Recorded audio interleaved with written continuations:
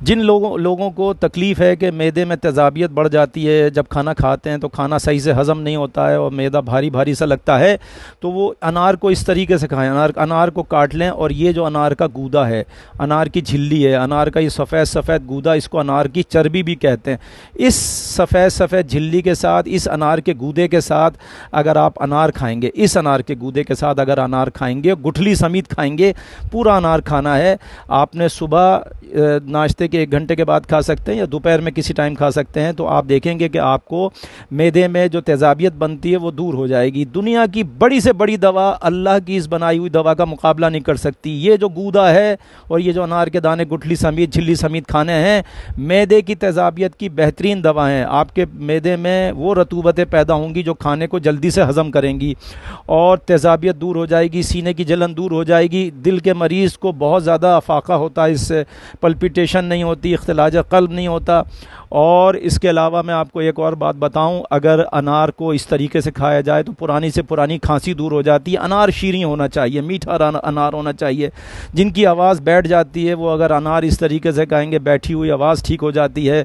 जो नात पढ़ते हैं या मनक़बत पढ़ते हैं वो खाएँ अनार इस तरीके से, उनकी आवाज़ बहुत ज़्यादा अच्छी हो जाएगी।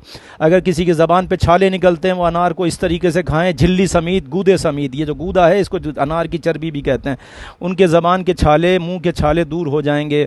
अगर कोई सोचता है कि उसके जिल्द पर दाने निकलते हैं, छोटे छोटे, ख़ारिश पैदा होती है, वो अनार को इस तरीके से खाएं जिस तरीके से मैंने बताया है, तो उनका खून साफ़ हो जाएगा और उनके जिल्द पे से ख़ारिश ख़त्म हो जाएगी। जो लोग एलर्जी की टैबलेट खाते हैं, एंटी एलर्जी, वो अगर इस तरीके से खाएंगे उनकी एंटी एलर्जी खाने की टैबलेट खाने की ज़रूरत पेश नहीं आएगी। बेहतरीन दवा है एलर्जी की भी।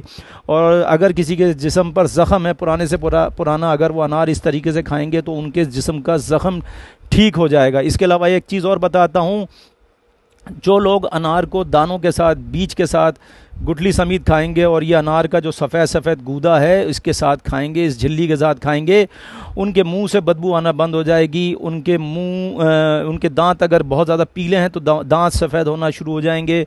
और इमाम जाफ़र सादिक़ अलैहिस्सलाम ने फरमाया, अगर अनार को इस तरीके से कोई खाए, गुठली समेत, बीज समेत और अनार के इस गूदे के साथ अगर कोई खाएगा तो उसको रात को हार्ट अटैक यानी कि दिल का दौरा नहीं पड़ेगा।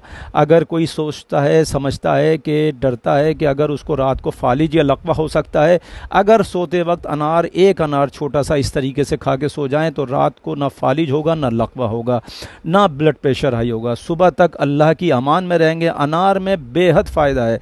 हर अनार के अंदर एक दाना जन्नत का होता है और वो जो जन्नत का दाना वो इंसान के मैदे में जाता है, हर बीमारी से अमान देता है, शिफा अता करता है।